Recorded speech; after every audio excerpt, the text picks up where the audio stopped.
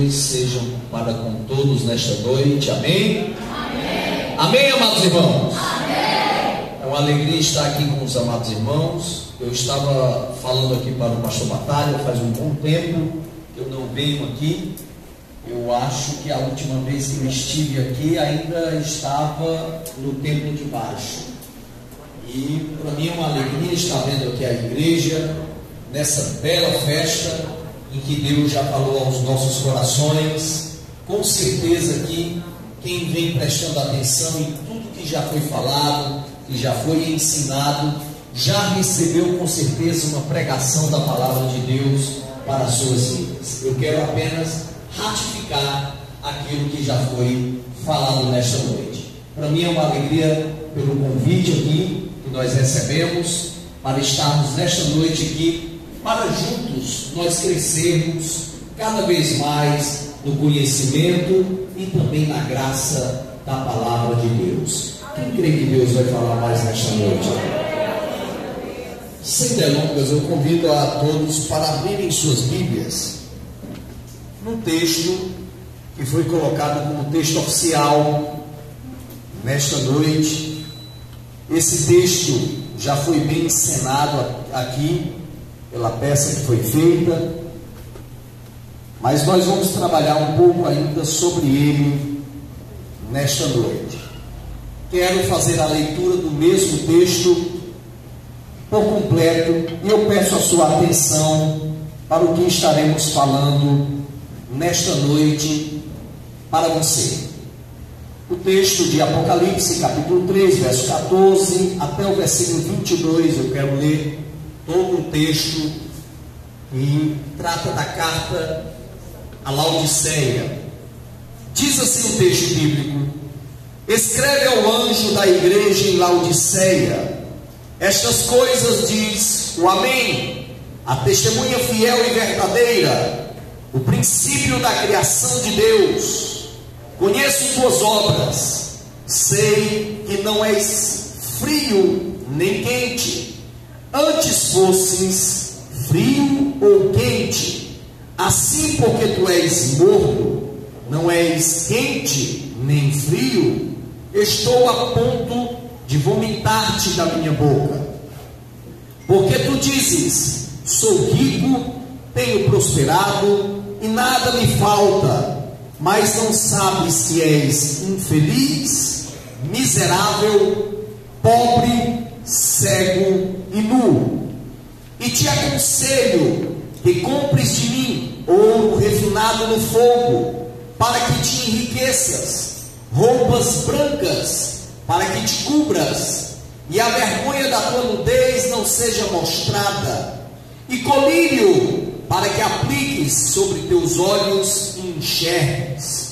Eu repreendo e castigo a todo quantos amo. Sê, pois, zeloso e arrepende-te. Estou à porta e bato. Se alguém ouvir a minha voz e abrir a porta, entrarei em sua casa e cearei com ele e ele comigo. Ao vencedor eu lhe concederei que se assente comigo no meu trono, assim como eu venci e me assentei com meu Pai no seu trono. Quem tem ouvidos, ouça o que o Espírito diz às igrejas. É comum, portanto, ser pregado esse texto em nossas igrejas. É comum nós ouvirmos pregações sobre o fim dos tempos, sobre o texto que foi aqui lido nesta noite e também já trabalhado aqui na peça. É comum falarmos de avivamento, de quebrantamento. É comum nos trabalhos de jovens, nos cultos de jovens, nos eventos de jovens e nos eventos da igreja ser falado sobre esse assunto. Todavia, o que nos incomoda é porque tanto falamos sobre esse assunto, porém parece que não acordamos para ele.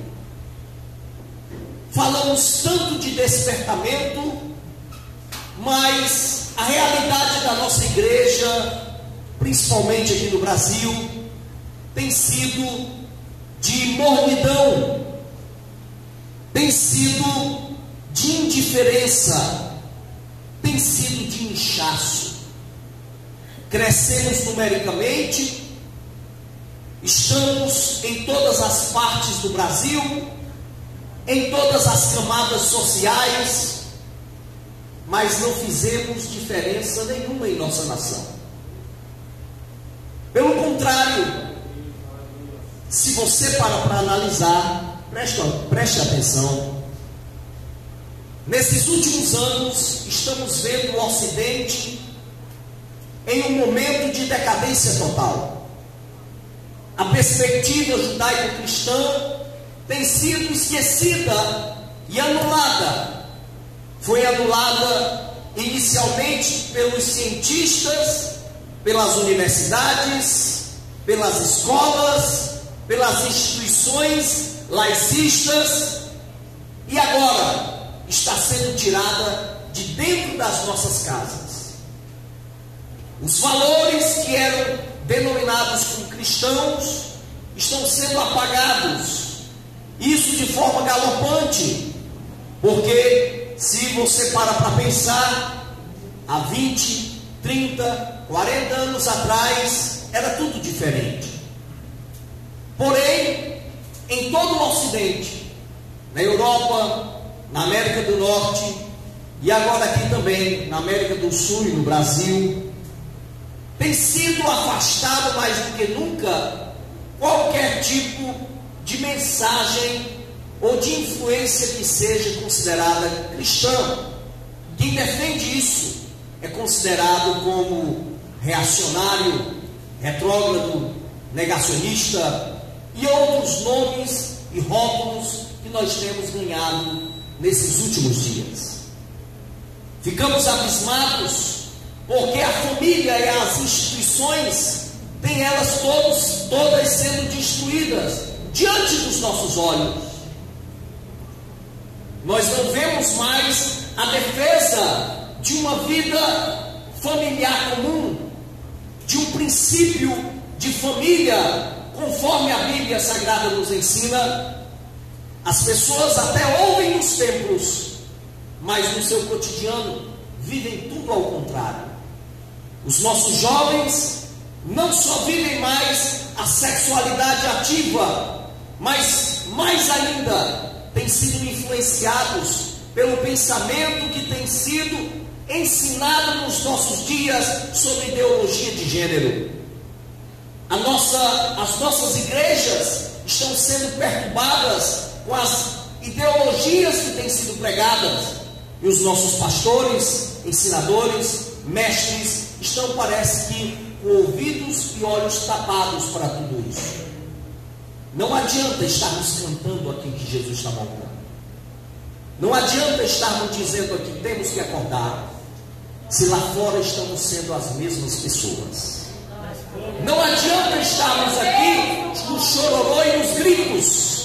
É muito fácil chorar e gritar, quando nós estamos sendo as mesmas pessoas que não influenciamos onde moramos, que não influenciamos onde trabalhamos, que não influenciamos a nossa família, que não influenciamos onde estamos. Isso é ser Laodiceia, é ser bonito por fora e feio por dentro.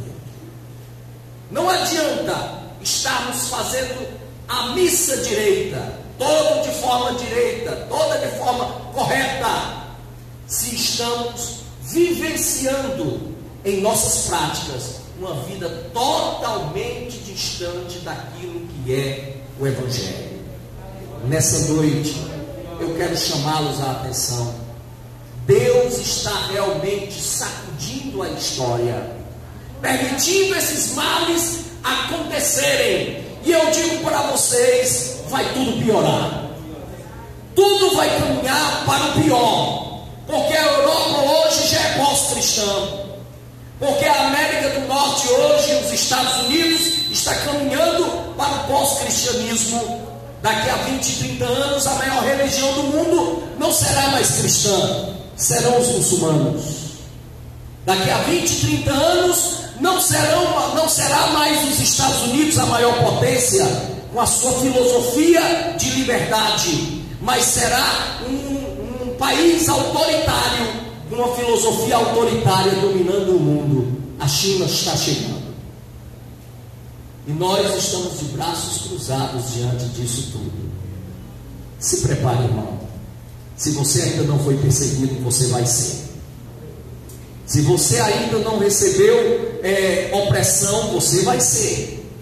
E a minha pergunta é: quem vai estar realmente seguindo Jesus nesses momentos?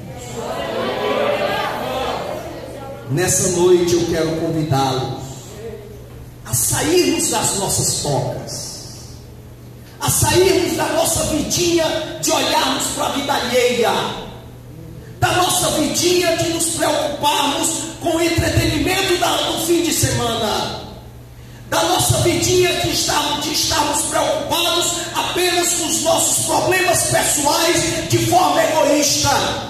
Nós fomos chamados para trabalharmos para o reino de Deus. É hora de entendermos que temos uma missão, que não estamos aqui por um acaso. Eu e você fomos chamados para uma grande obra. Que o Senhor nos incendeie com seu Espírito. É hora de sairmos com as tochas nas mãos para incendiarmos este mundo. Nessa noite já foi falado disso tudo. A trombeta já está soando aos nossos ouvidos. Deus já está nos chamando. E o texto que foi bem escolhido por vocês, de um exemplo claro, crasso de igreja, vai nos ensinar tudo isso para nós. Porque a igreja de Laodiceia, ela é um exemplo para todos nós, para compreendermos o que é uma decadência, o que é uma verdadeira crise. Ora, a igreja de Laodiceia, ela estava no mesmo período das demais igrejas. Ela estava no mesmo período das demais 6 igrejas. Por isso que ela é um dos 7 castiçais. Ela é uma das 7 igrejas em que o Senhor estava passeando no meio delas, entre elas. Todas as igrejas estavam sofrendo uma terrível perseguição. Domiciano tinha levantado uma grande perseguição, e essa perseguição tinha levado muitos cristãos à morte. Essa perseguição tinha sido tão cruel que tinha levado inclusive o apóstolo João à ilha de Patmos. E é interessante que aquela região que tinha sido antes evangelizada ali pelo apóstolo Paulo e pelos seus ajudadores, agora era alvo daquela visão que João estava recebendo, daquela revelação que o apóstolo João estava recebendo. Ora, peço sua atenção, todas as demais igrejas, até mesmo a poderosa igreja de Éfeso, todas elas estavam sofrendo perseguição, e uma perseguição que era terrível. O texto, quando fala da igreja de Esmirna, fala do sofrimento dela. O texto, quando fala das demais igrejas, fala do sofrimento delas. Porém, quando nós chegamos em Laodiceia, não aparece nem sequer resquício dessa perseguição, porque a igreja igreja de Laodiceia, por ela ser uma igreja de uma cidade rica, tinham muitos cristãos que eram renomados, ricos, e dali, por serem influentes, eles podiam evitar que essa perseguição chegasse de forma tão poderosa para ela. Por isso, nós vamos ver as demais igrejas sofrendo uma grande perseguição, a de Laodiceia vivendo um momento de glamour. Parecia tudo diferente. E quando nós olhamos o texto, nós vamos ver detalhes dessa igreja que vão nos trazer uma explicação melhor de como nós devemos entender que essa crise interior não pode estar de maneira nenhuma afetando as nossas vidas espirituais. Em primeiro lugar, o texto vai nos mostrar quem era a igreja de Laodiceia. A cidade de Laodiceia era uma cidade respeitadíssima, rica pelo seu comércio, por ser um centro bancário, pela questão de medicina. A cidade ela tinha aquilo que era denominado como pó frígio, que servia tanto para pomadas como para até mesmo o colírio. E muitos cristãos, como eu falei, se beneficiaram disso, porque eram cristãos ricos, que puderam muito bem afastar a ira do império para que não chegasse até eles. Por isso que era uma igreja rica. Porém, o texto bíblico nos vai mostrar que o estado dessa igreja para Deus não é bom. O texto no verso 14 vai nos mostrar claramente que quem chega para esta igreja falando algo não é meramente um anjo, não é meramente um profeta, não é meramente um apóstolo, não é meramente um pregador. O próprio Senhor Jesus, ele vem falar para aquela igreja. No verso 14 diz: estas coisas diz o Amém, a testemunha fiel e verdadeira, o princípio da criação de Deus. Jesus vem chegar para aquela igreja e mostrar para ela que ela estava em pecado, que ela estava errada, que ela estava em crise, mesmo achando ela que não estava. É interessante ainda as prerrogativas que o texto apresenta para o Senhor Jesus. Amém, porque Ele é aquele que confirma todas as coisas. A testemunha fiel, porque Ele é aquele que está ao lado do Pai e rege todas as coisas. E o princípio da criação de Deus, porque Ele é aquele que deu origem a todas as coisas que existem. Mas o que interessa de nós falarmos desse estado da igreja, peço a sua atenção, é que essa igreja, como nós falamos, ela não vai apresentar problemas. Já foi falado até na peça. Ela não aparenta ter problemas. Ela não tinha uma Jezabel como Tiatira. Ela não estava caindo na imoralidade como Sardes. Ela não estava vivendo um momento de ser envolvida com doutrinas erradas, como as doutrinas de Balaão. Ela era uma igreja, aparentemente, que estava bem espiritualmente. Nem mesmo ela aparenta ter uma perda de primeiro amor, como foi a igreja de Éfeso. Não estava sofrendo perseguição nenhuma. Era uma igreja que tudo nós diríamos que ela estava bem. Ela estava rica, ela estava tendo seu espaço na sociedade, pela influência que ela tinha com as pessoas que faziam parte dela, inclusive de políticos. Ela estaria bem.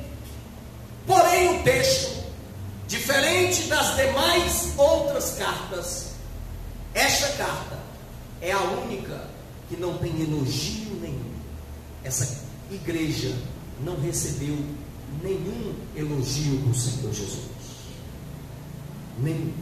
E mais interessante, enquanto que as demais igrejas, mesmo que estivessem enfrentando a luta que cada uma estava, todas elas apresentaram um remanescente, um povo fiel que tinha dentro dela, que continuava adorando a Deus, que continuava buscando a Deus, que continuava sendo fiel.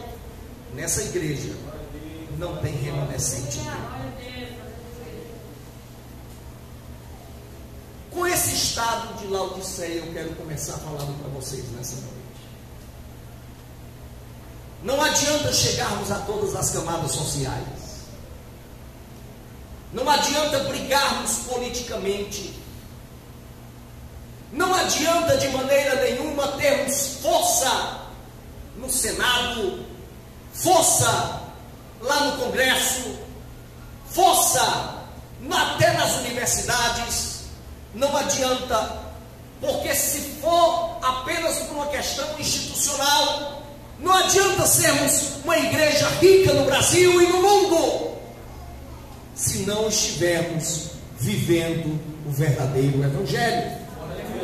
As nossas armas não são armas normais. As nossas armas não são os argumentos filosóficos. As nossas armas não são de maneira nenhuma, não é a sabedoria humana. As nossas armas não são de maneira nenhuma termos um grande número de pessoas. A nossa arma é o poder de Deus em nossas vidas. É nele que nós faremos a diferença.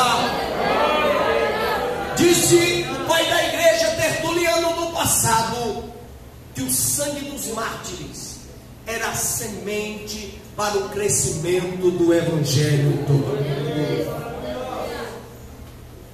Enquanto que a pregação de hoje é: venha para Jesus e pare de sofrer, isso é mentira.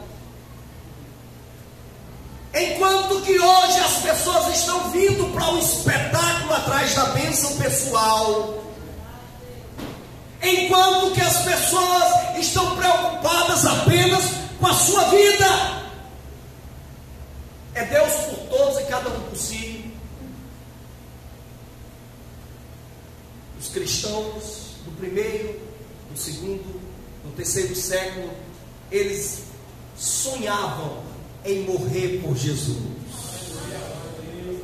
Eles sonhavam em serem mártires. Sabe por quê? Porque eles lembravam que Jesus tinha morrido por eles. Eles lembravam que o Criador do universo tinha se feito carne, tinha andado entre nós, tinha morrido numa cruz por eles. E eles diziam: eu não sou digno disso, eu não sou digno de estar vivo, eu tenho que entregar a minha vida também por esta mensagem.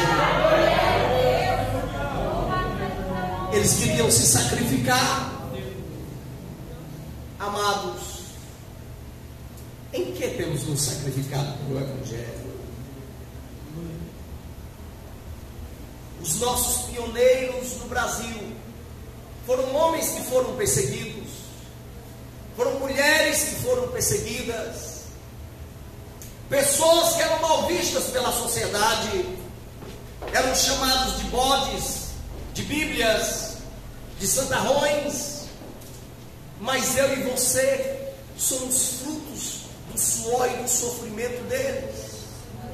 Eram pessoas que oravam não pela bênção pessoal, oravam para que o Evangelho de Cristo chegasse em corações, em vidas. Pleiteavam por vidas, lutavam para que pessoas fossem salvas. E nós estamos preocupados só com nós mesmos. Quer ver um exemplo? Para quantas pessoas você falou de Jesus nesse ano? Quantas você trouxe para o reino? Com quantas você se preocupou com um problema espiritual, com um problema financeiro, com um problema físico? Para quem você realmente tem feito a pregação do Evangelho. E que Evangelho é este de estarmos aqui cantando louvores, se não vivemos no dia a dia, na prática? Eu convido você a entender: será que não estamos sendo Laodiceia? E a crise não é a perseguição, a crise não é a pandemia, a crise não é de maneira nenhuma perseguição ideológica, a crise é de dentro para fora, é a frieza e a morbidez nossa em nossos dias. Nessa noite eu quero chamar a atenção de você, principalmente vocês jovens. A barra que o pastor Batalha já enfrentou foi grande. A luta que ele teve na vida espiritual dele. Mas ele é um homem, me perdoe dizer, pastor, mas está ficando velho. A geração dele está passando. A guerra maior, quem vai pegar são vocês. A geração de vocês, a batalha vai ser maior. Então se armem para esse momento. Como está a sua vida espiritual com Deus? Eu sou filho de crente, neto de crente, filho de pastor, neto de pastor, bisneto. Então eu posso falar um pouco realmente de experiência. É triste vermos as nossas mocidades se perdendo e sendo engolidas pelo sistema.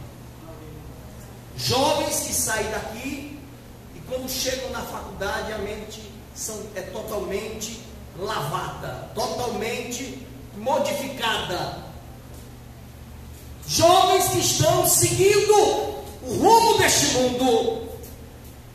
Lembre-se de uma coisa, como disse Paulo em Romanos 12, 1 e 2: rogo-vos, pois, irmãos, pelas compaixões de Deus, que não devemos de maneira nenhuma estarmos seguindo a forma deste mundo. Paulo diz que não devemos estar conforme o esquema deste mundo, mas nós devemos ser transformados pelo poder do Evangelho de Cristo Jesus. Como está a sua vida diante de Deus? Não adianta acharmos que estamos bem, vivermos a nossa vida. Isso é indiferença. Quando eu e você achamos que já estamos bem, não precisamos melhorar, não precisamos crescer e nem lembramos do nosso próximo. Os dois mandamentos são amar a Deus sobre todas as coisas e ao próximo como a ti mesmo. A igreja de Laodiceia era uma igreja totalmente indiferente. Era uma igreja que não entendia de maneira nenhuma as coisas de Deus. E o texto no verso 15 vai nos mostrar melhor ainda. Quando Cristo começa a fazer um diagnóstico daquela igreja, ele diz, verso 15: conheço as tuas obras. Conheço as tuas obras. Olhe para cá. Você pode esconder pecado do pastor. Você pode esconder pecado de todos que lhe rodeiam. Até da sua esposa, ou vice-versa, do seu marido.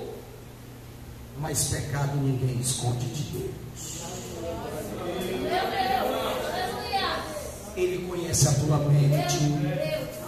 Ele conhece o escrutínio do teu coração. Não há quem possa escapar de Deus. Ele conhece todas as coisas. Ele conhece as nossas obras. E o pior não é quando fazemos o mal, porque o texto não está querendo falar disso. O pior é quando fazemos o bem com outras intenções. O pior é quando maquiamos o mal. O pior é quando o mal está dentro de nós. Não adianta, como os fariseus faziam, dar dízimo de tudo, serem pessoas até de caridade, eram pessoas que aparentemente eram perfeitas, e Jesus olha e diz: vocês são filhos do diabo e sepulcros caiados. Deus conhece realmente as nossas obras. Será que elas são dignas de servos de Deus? Será que nós temos coroa para guardarmos? Para guardarmos o que temos? Ou estamos sendo levados pelo vento do pecado? Pecado não é apenas fazer o mal. Pecado é deixar de fazer o bem que poderia fazer.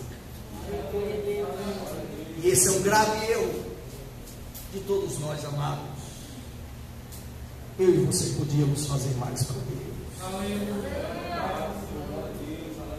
Enquanto você não faz, vidas estão indo para o inferno. Enquanto você cela a sua boca, pessoas não estão conhecendo a salvação e vida eterna. Enquanto você está preocupado muitas vezes com briguinha, com frescurinha de igreja, pessoas estão indo se perdendo cada vez mais.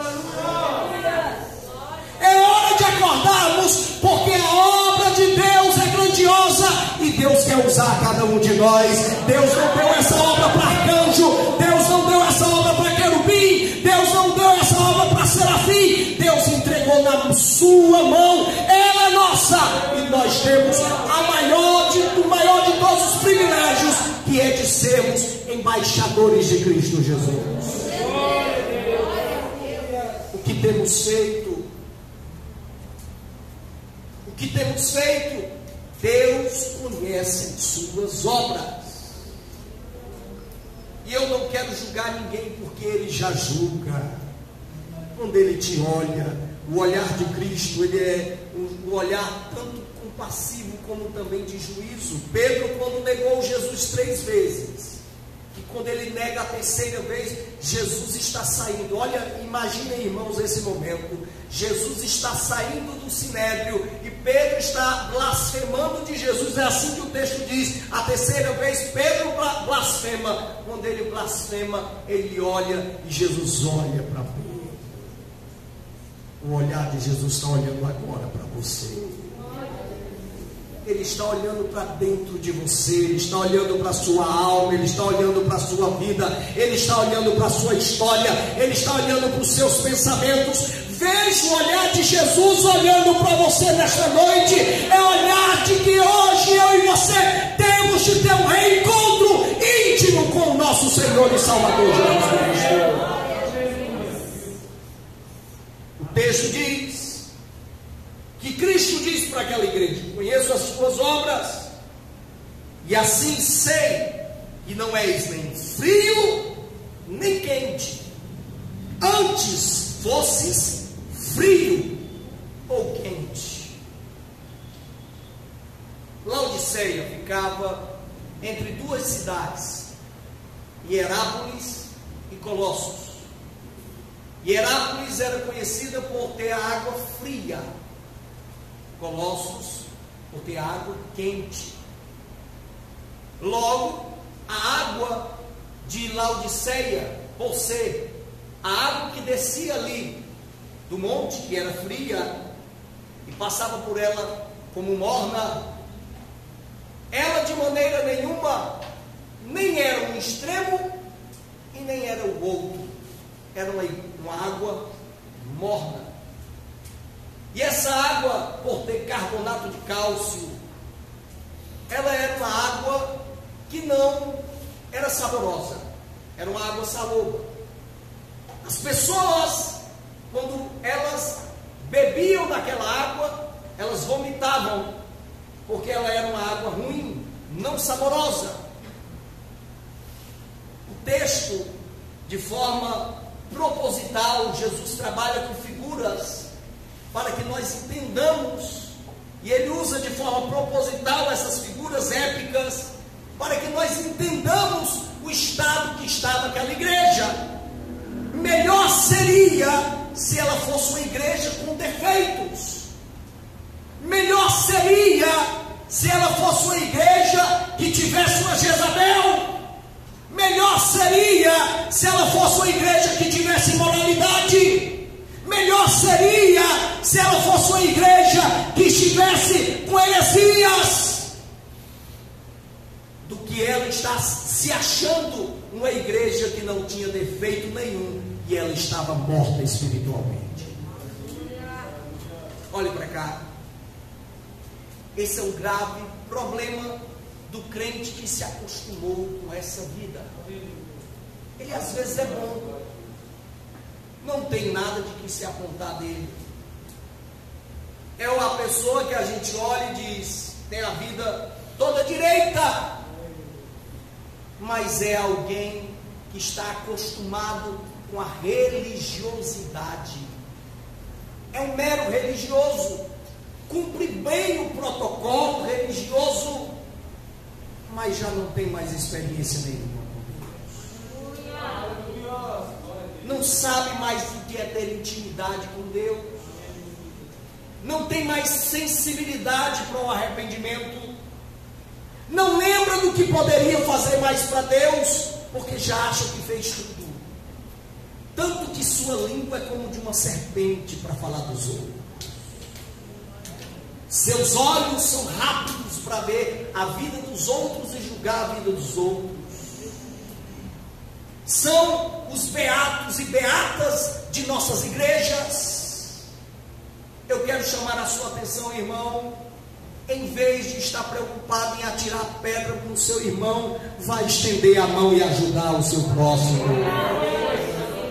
Em vez de estar se achando acima de todos, saiba de uma coisa, que da forma que você julgar, você vai ser julgado. Lembre disso. Você é pecador, eu e você somos maus, eu e você merecemos juízo de Deus, eu e você não merecemos misericórdia. Ninguém aqui merece ir para o céu, todos nós merecemos ir para o inferno por nós mesmos. E Deus não tem bonzinho e bonzão. Deus não tem pecadinho e pecadão. Todo pecado lança um homem no inferno. Deus de maneira nenhuma está enxergando apenas aquele que é mais religioso ou menos religioso. Todos merecem a condenação. Quando se perde essa sensibilidade de que você é pecador, se perde todo o sentido do que é servir Jesus. Sabe por quê? Porque todo homem de Deus da história, que até se achou coisa grande, quando ele se aproximou de Deus, ele pediu para morrer. Isaías, quando viu a glória de Deus, pensou que ia morrer. Aquele Daniel, quando viu a glória de Deus, pensou que ia morrer. João caiu para trás pensando que ia morrer, porque Deus é santo e nós somos pecadores. Deus é perfeito e nós somos pecadores. Assuma o seu pecado e peça a Deus misericórdia. Peça para que venham os serafins com aquela tenaz, trazendo a brasa viva do altar, para vir queimando os seus lábios, queimando a sua vida, queimando a sua história. Mas o morto, ele acha que é bom. Olha o que o texto vai dizer. Está em Apocalipse, o texto dizendo, a igreja de Laodiceia: porque tu dizes, sou rico, tenho prosperado, nada me falta, mas não sabes que és. Olha os adjetivos que a Bíblia diz, tá? Infeliz, miserável, pobre, cego e nu. A igreja que achava que era poderosa, na verdade, era a igreja mais infeliz de todas. A igreja que se achava acima de todas era a igreja pior de todas. Sabe por quê? Porque as demais, ainda Jesus estava dentro. Essa, Jesus já estava fora. Olhe para cá, irmão. Onde está Jesus na tua história? Na tua casa, onde está Jesus? Ele está lá fora? Ou ele está dentro? Na nossa igreja, em nossos dias, onde está Jesus? Vemos mais objetos mágicos sendo vendidos. Vemos mais mensagem de vitória e de autoajuda. Vemos mais pessoas falando apenas de questões individuais. Os nossos louvores são nos adulando. As nossas músicas dos nossos dias, cada vez mais, elas têm tentado mexer com a adrenalina das pessoas, com mero emocionalismo. Não adianta eu estar pulando aqui. Eu quero convidar você a ver e a enxergar Jesus de novo na sua vida. Porque onde o mestre passa, coisa grande acontece. Onde ele chega, maravilhas sempre acontecem. Onde ele chega, morto ressuscita. Onde ele chega, aleijado anda. Onde ele chega, vidas são transformadas. Onde ele chega, temos experiências grandiosas. Porque ele é Deus que se fez carne e ele passeia entre os 7 castiçais.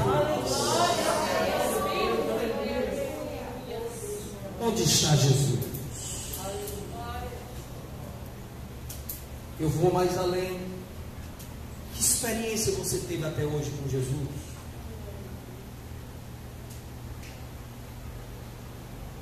O teu Deus é longe de ti? É apenas de ouvir falar?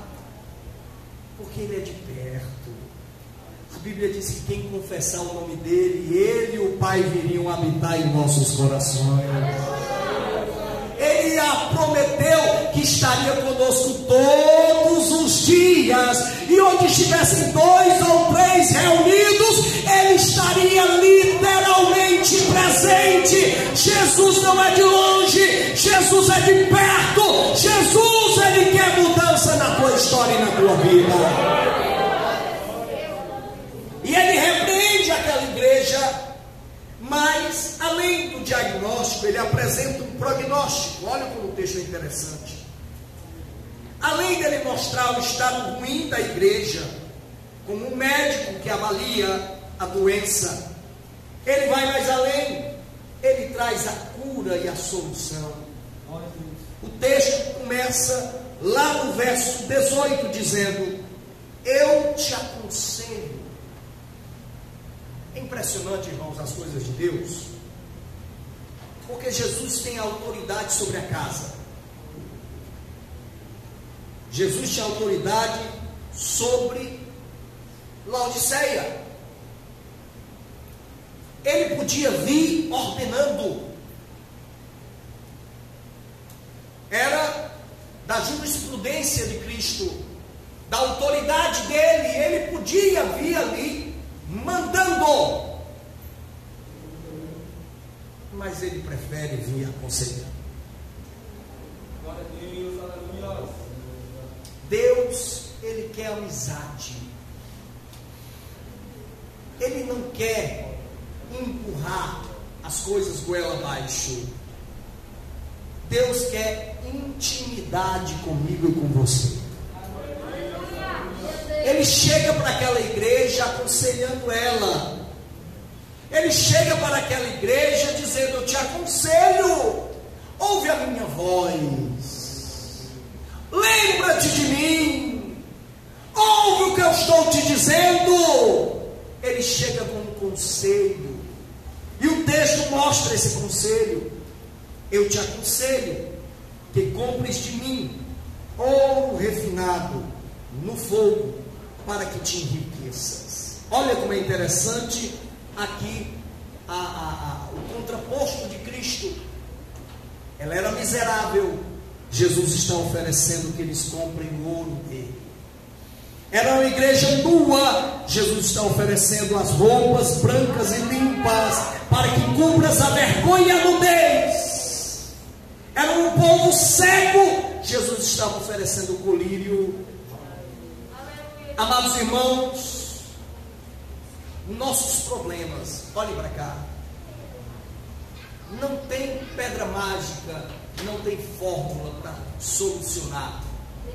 Questão espiritual não tem os 7 passos da vitória.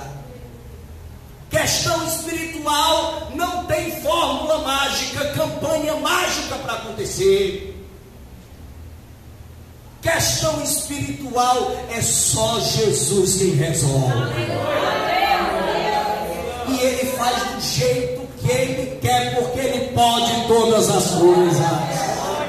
Então, em vez de estar correndo de um lado para o outro, atrás de profeta, atrás de igreja mágica, atrás de homens, corra para Jesus de Nazaré, vá se encontrar com Deus. E olha para cá. Os melhores encontros com Jesus não são em templos. Essa brincadeira que eu estou falando, mas é verdade. Os melhores encontros com Jesus não é em topo de montanha, não é em casa de oração, não é atrás de profeta fulano de tal. Os verdadeiros encontros com Jesus a gente tem em casa, irmão. Por isso que a Bíblia diz assim: entra no teu quarto, tranca a tua porta e em secreto fala com Deus, e em secreto Ele vai te abençoar. É interessante que nós falamos aqui de quarto nesse texto, porque o termo que é utilizado ali no grego, para cá, quarto, não é propriamente o nosso quarto, a nossa suíte. O texto está falando de porão. Sabe por quê? Era o porão das casas daquela época, em que as pessoas botavam os mequetrefes mesmo. Onde tinha toda a sujeira da casa. Onde normalmente a pessoa que limpava deixava o que era sujo lá. Olhe para cá. Deus quer que você entre lá no porão do seu coração. E Ele quer trancar a porta com você lá dentro. Porque Ele quer começar a arrumar a sua vida lá no porão do seu coração. É limpando e tirando os mequetrefes, é tirando o que é mal, é tirando o que é ruim. Vem, deixa Jesus lavar a tua roupa, porque o que Ele vai fazer coisa grande na tua vida. Ele sabe o que você faz, como eu já disse. Não tente esconder de Jesus, porque Ele sabe o que você faz. Comece a colocar por objetivo de dizer: Jesus, vem tirar o que é ruim de mim. Vem entrar dentro do meu quarto. Desce comigo no porão. Eu quero vida nova contigo. Eu não quero ser Laodiceia. Eu quero ser Filadélfia diante da tua glória.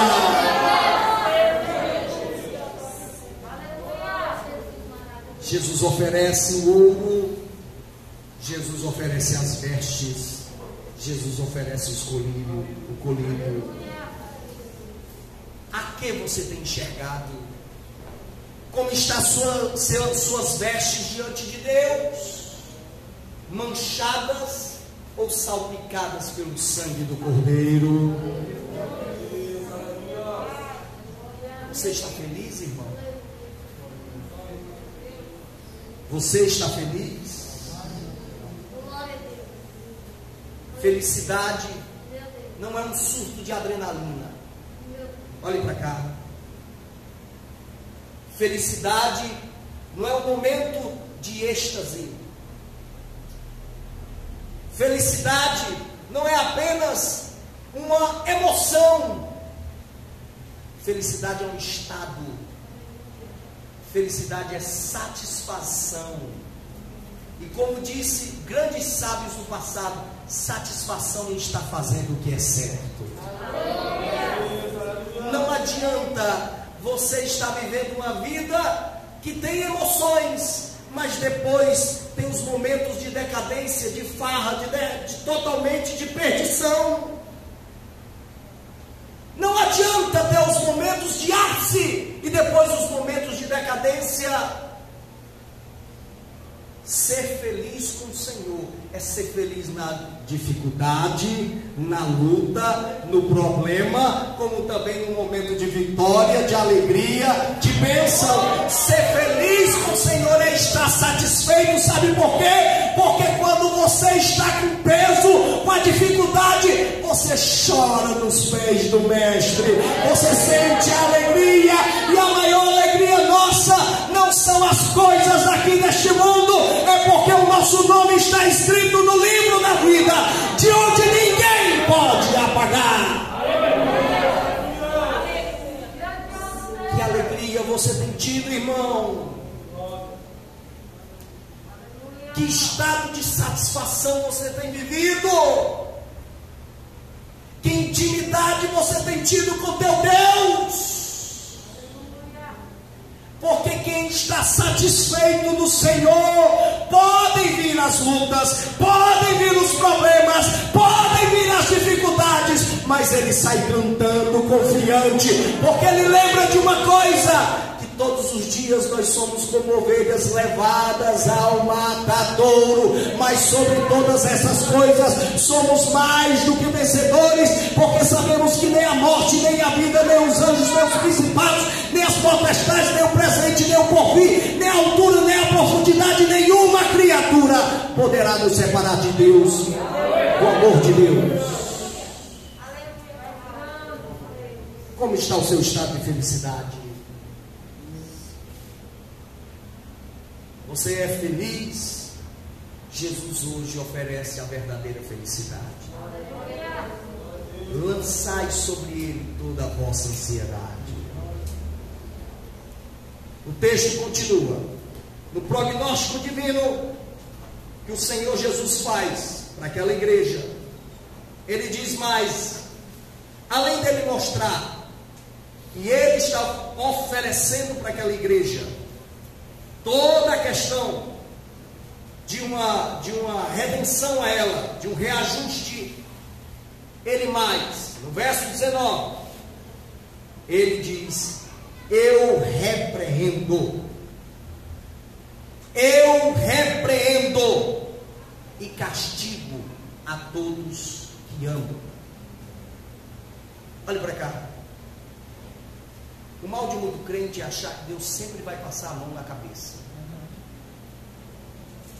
Ele não chegou para aquela igreja dizendo: olha, eu vou te dar a vitória, olha, eu vou te dar a benção. Ele chegou dizendo: eu repreendo e eu castigo. Preste atenção.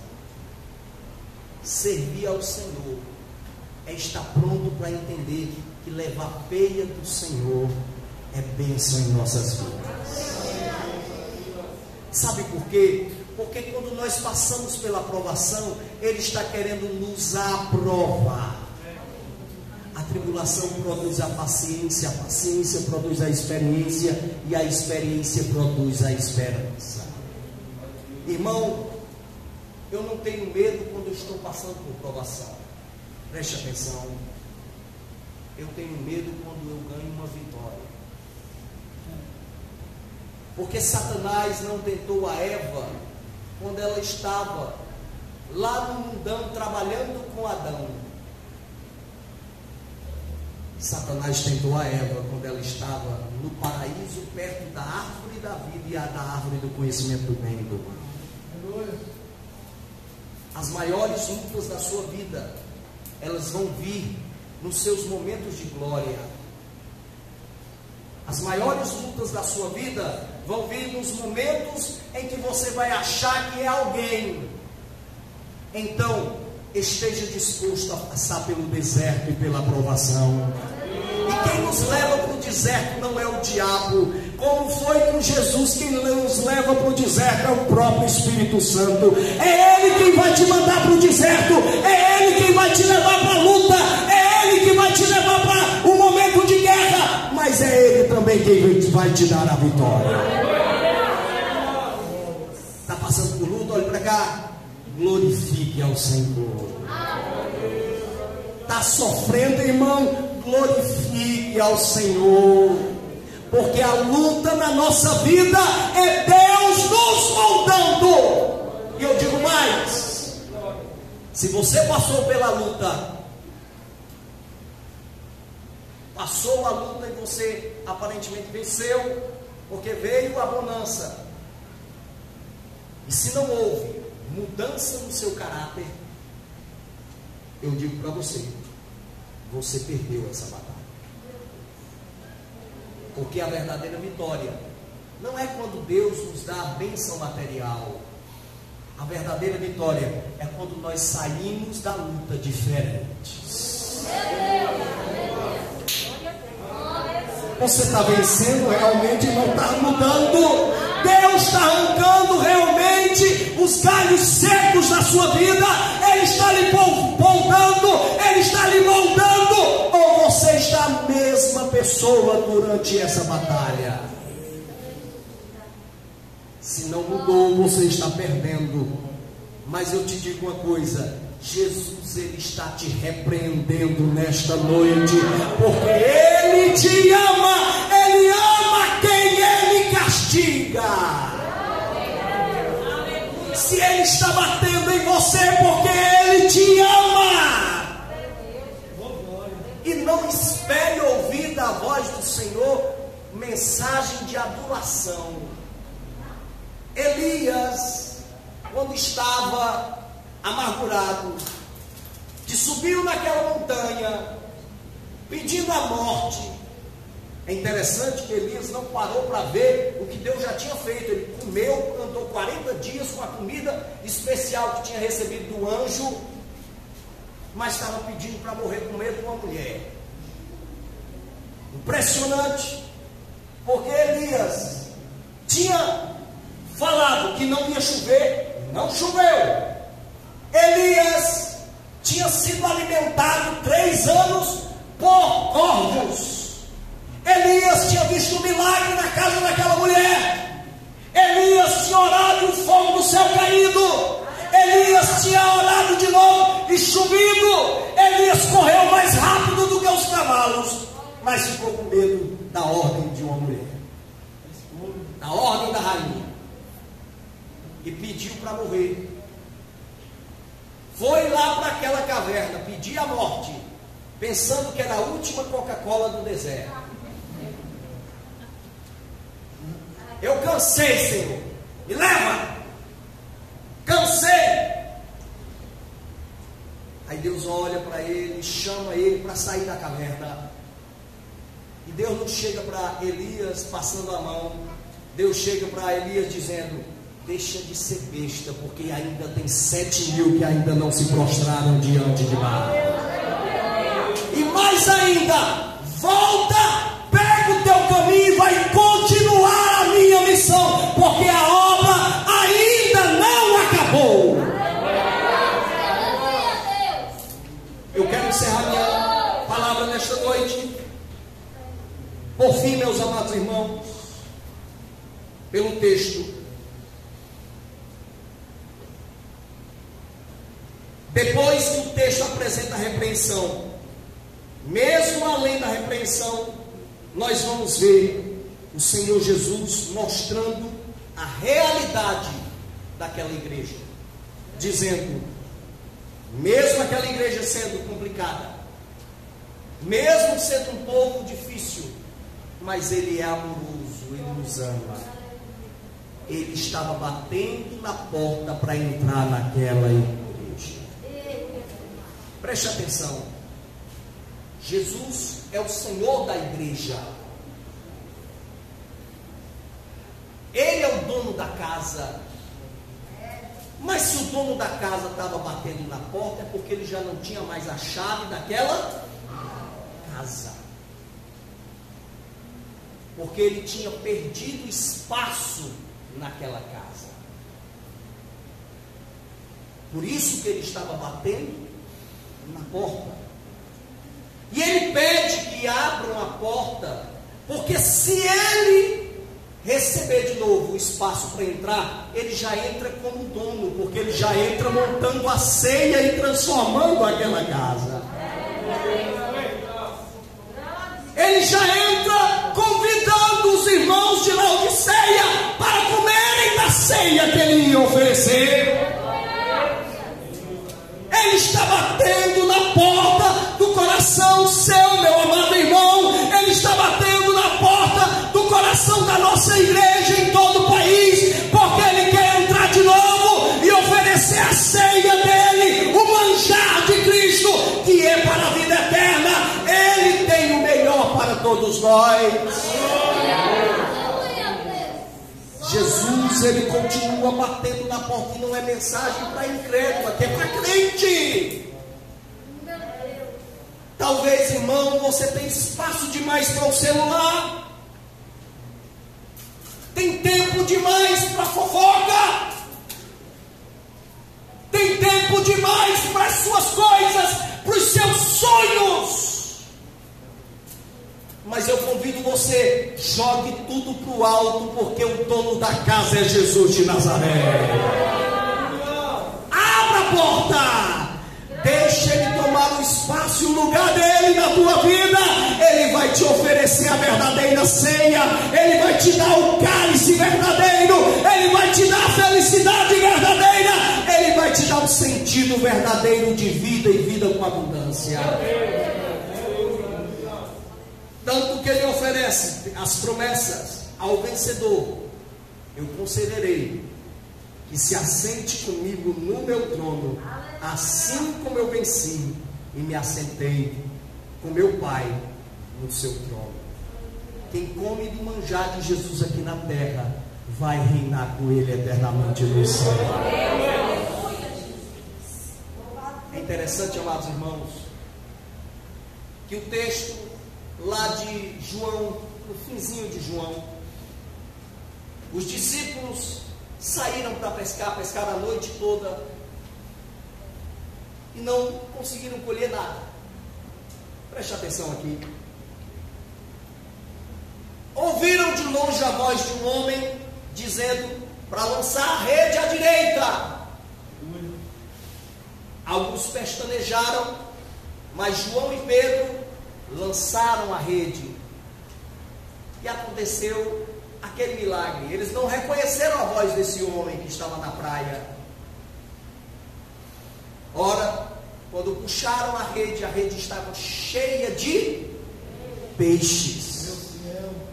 Aí Pedro lembrou, porque aqui era um evento pós-ressurreição de Jesus. Pedro lembrou que lá no começo do ministério de Jesus, Jesus tinha feito a mesma coisa. Aí ele gritou: é o Senhor.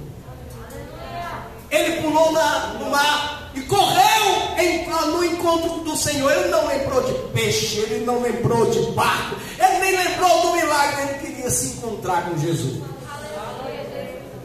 Quando ele chegou, Jesus já estava com peixe assado para entregar para ele. Você está preocupado demais com as suas coisas.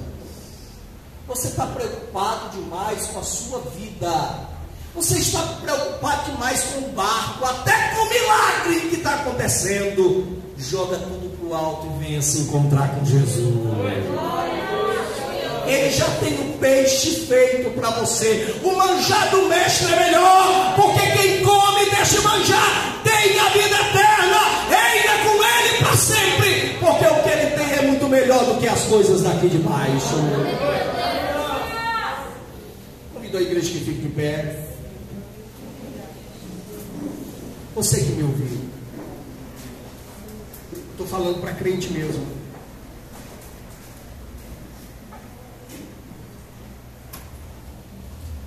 Você que me ouviu durante essa noite, espírito